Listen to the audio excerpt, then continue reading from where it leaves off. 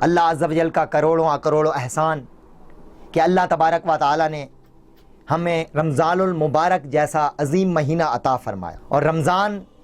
کی کیا بات ہے، رمضان المبارک میں لفظ رمضان میں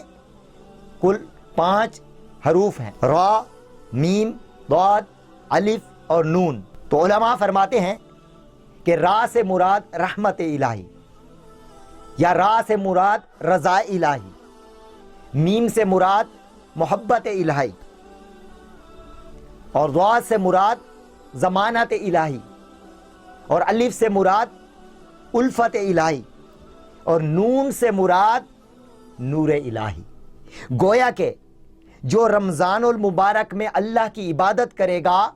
تو اللہ تبارک و تعالی اس کو 5 چیزوں سے نوازے گا، یعنی کہ اپنی رحمت سے، را سے مراد رحمت الہی تو رحمت عطا کرے گا، میم سے مراد محبت الہی، اللہ تبارک و تعالی اسے اپنی محبت عطا کرے گا، اور ضاد سے مراد ضمانت الہی، اللہ تبارک و تعالی اس کو اپنی ضمانت میں لے لے گا،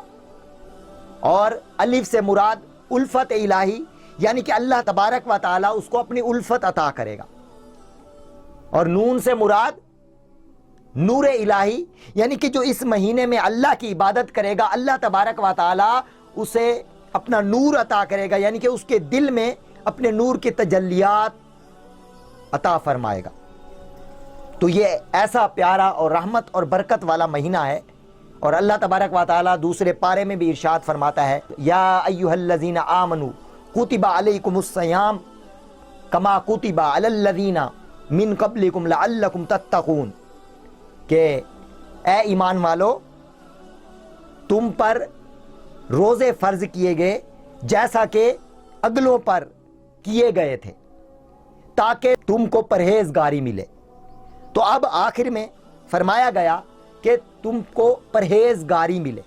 اب پرہیزگار وہی ہوگا، متقی وہی ہوگا، اللہ کا نیک بندہ وہی ہوگا جو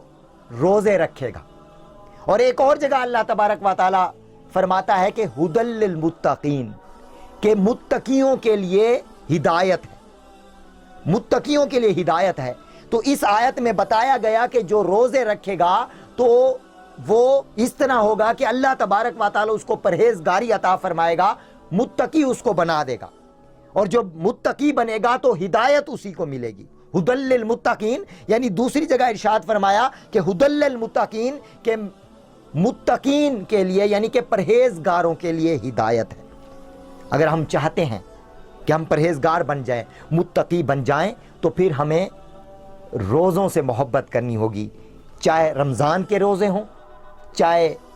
شعبان کے روزے ہوں، چاہے رجب شریف میں نفلی روزے رکھیں۔ تو جو نفلی روزے رکھے گا اللہ تبارک و تعالی اس کو پرہیزگاری عطا فرمائے گا۔ جب پرہیزگاری عطا فرمائے گا تو جس کو پرہیزگاری مل گئی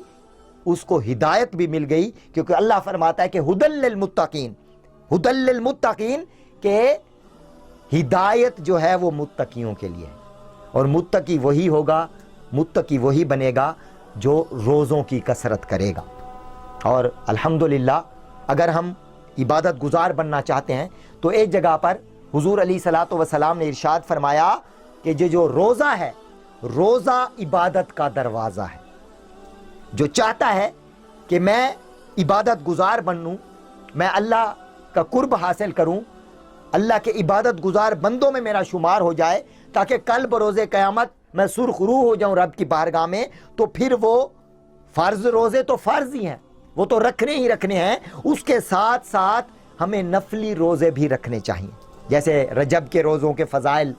ہوتے ہیں اور شعبان کے روزوں کے فضائل، تو ہم جب روزہ رکھیں گے تو پھر ہمارے اندر عبادت کا جذبہ پیدا ہوگا، کیونکہ روزہ رکھنے سے جو ہے نا وہ عبادت کا دروازہ کھلتا ہے۔ اور ایک دوست سے میری گفتگو ہوئی تو وہ نفلی روزے شعبان کے رکھ رہے تھے، تو وہ کہنے لگے کہ بھائی جان الحمدللہ میں نے یہ احادیث مبارکہ پڑھی اور سنی کہ روزہ جو ہے وہ عبادت کا دروازہ ہے، تو جب میں نے یہ احادیث مبارکہ پڑھی تو میں نے نفلی روزے رکھنا شروع کر دیے، اس سے پہلے مجھے تہجد نصیب نہیں ہوتی تھی، چاشت اور اشراق کے نوافل اور اوابین کے نوافل نصیب نہیں تھے، بس فرض نمازیں پڑھ کر مسجد سے چلا آتا تھا۔ لیکن جب میں نے نفلی روزے شروع کیے تو مجھ پر عبادت کا دروازہ کھل گیا، اور مجھے ایسی چاچنی اور ایسا لطف آیا روزہ رکھنے سے کہ جب تہجد کا ٹائم ہوتا، رات کے 3 یا 2:30 بجتے، تو خود بخود میری آنکھ کھل جاتی اور تہجد نصیب ہوتی۔ اسی طرح فجر کے بعد پھر میں مسجد میں بیٹھا رہتا اور پھر اشراق و چاشت پڑھ کر ہی میں گھر آتا۔ پھر مغرب کے بعد اوابین کے نوافل پڑھنے کا بھی جذبہ پیدا ہو گیا۔ تو پتہ چلا کہ جو بندہ چاہتا ہے کہ میں اللہ کا عبادت گزار بندہ بن جاؤں تو پھر وہ روزوں کی کثرت کرے، اور رمضان تو رمضان ہے نا، رمضان کی تو ہر ساعت رحمت بھری ہے۔